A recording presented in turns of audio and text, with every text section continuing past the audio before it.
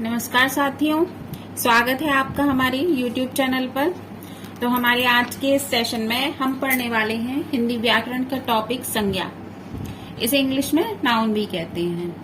तो जैसे कि संज्ञा की परिभाषा तो हम सब बचपन से ही पढ़ते हैं, लेकिन हिंदी व्याकरण के शुरुआती टॉपिकों में से एक है ये, और प्रतियोगी परीक्षाओं में अक्सर इसके बारे में प्रश्न पूछे भी जाते हैं। तो चलिए एक बार इसे पढ़ लेते हैं, समझ लेते हैं। जिन लोगों को आता है उनका रिवीजन हो जाएगा, और यदि कोई कंफ्यूजन है तो वो भी दूर होगा। तो सबसे पहले जानेंगे इसकी परिभाषा।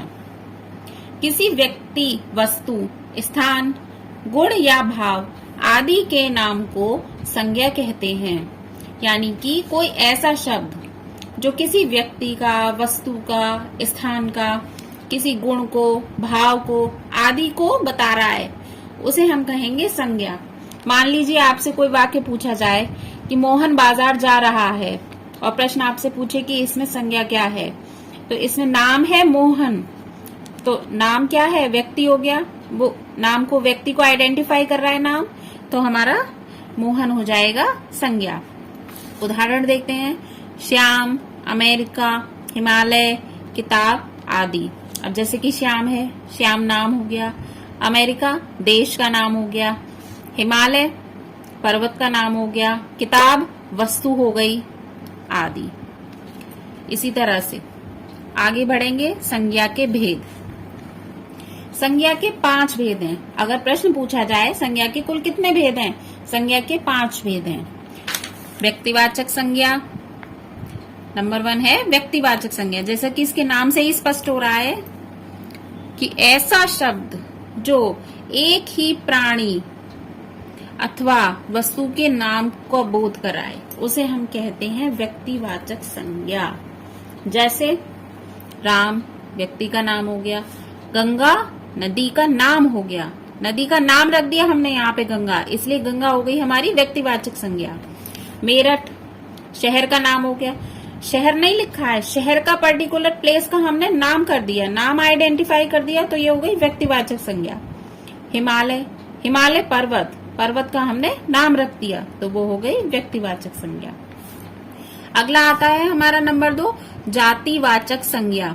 देखिए संज्ञा को समझना बहुत आसान है। इसके जो भी भेद हैं उनका मतलब उसके नाम में ही छुपा हुआ है। अब जैसे कि व्यक्तिवाचक संज्ञा, व्यक्ति का नाम बताने वाली संज्ञा, व्यक्ति या वस्तु का जिस चीज का नाम बता दे वो हमारी हो गई व्यक्तिवाचक संज्ञा। जाति, किसी शब्द की जाति को आइडेंटिफाई कर रही है, तो वो हो गई हमारी जातिवाचक संज्ञा।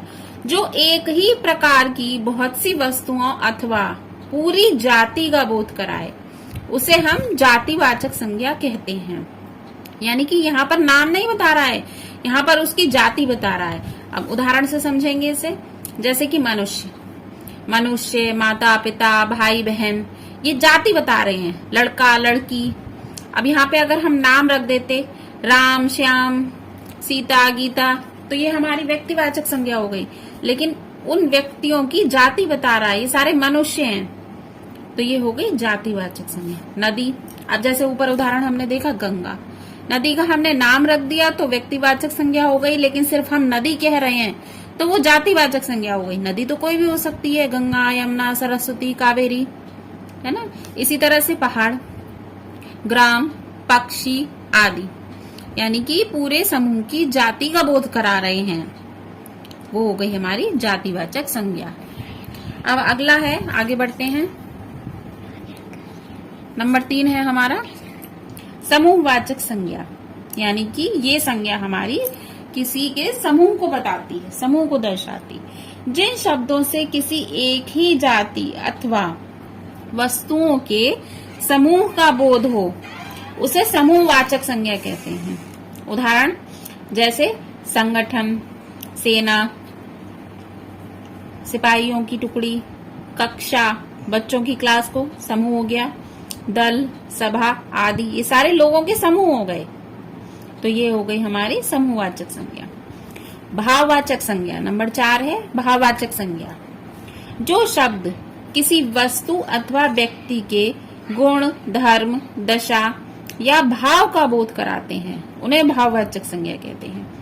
अब जैसे मान लीजिए किसी वस्तु में या किसी पर्टिकुलर इंसान में कोई गुण है, कोई विशेषता है या कोई फीलिंग्स है, तो उसे हम भाववाचक संज्ञा कहते हैं। अब यहाँ पे एक इम्पोर्टेंट नोट करने वाली बात है कि इस भाववाचक संज्ञा को गुणवाचक संज्ञा भी कहते हैं। अधिकतर जगह मिलता हमें भाववाचक संज्ञा ही है, लेकिन अगर गुणवाचक संज्ञा आ रहा है तो आपको कंफ्यूज नहीं होना है, वो भाववाचक संज्ञा ही पूछ रहा है। उदाहरण जैसे कि खटास, मिठास, मित्रता, समझ, बचपन, शीतलता आदि। तो ये तो हो गई हमारी भाववाचक संज्ञा की बात। अब अगला है हमारा द्रव्यवाचक संज्ञा। द्रव्यवाचक संज्ञा यानी इसे पदार्थवाचक संज्ञा भी कहा जाता है। जैसे भाववाचक संज्ञा को गुणवाचक संज्ञा भी कहते हैं, उसी तरह से द्रव्यवाचक संज्ञा को पदार्थवाचक संज्ञा भी कहा जाता है।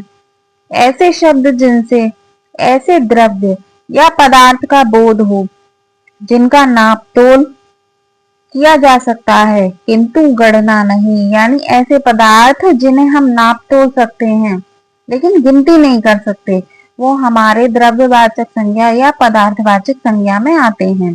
जैसे सीमेंट, दूध, घी, सोना, पानी, तेल आदि, यानी कि जितने द्रव्य पदार्थ धातुएं आती हैं ये सब द्रव्यवाचक संज्ञा में होती हैं। इन्हें नापते हैं, हम नाप तोल करते हैं, गिनती नहीं करते हैं। जैसे कि एक तेल, एक दूध या एक सोना, इस तरह से नहीं कहते हैं ना, इनकी नाप तोल होती है। 2 लीटर दूध, 1 बोरी सीमेंट, घी, सोना, 1 किलो सोना, 2 लीटर पानी, 2 लीटर तेल, इस तरह से। तो ये हो गई हमारी द्रव्यवाचक संज्ञा की बात। अब है एक इम्पोर्टेंट नोट, भाववाचक संज्ञाओं के बहुवचन नहीं होते। जो भाववाचक संज्ञाएं होती हैं हमारी, उनके बहुवचन नहीं होते हैं। तो ये हो गया हमारा संज्ञा का पूरा चैप्टर। उम्मीद करती हूँ आपको समझ में आया होगा। हमारी वीडियो पसंद आए तो चैनल को लाइक और सब्सक्राइब कीजिए। मिलते हैं अगली वीडियो में, तब तक के लिए नमस्कार।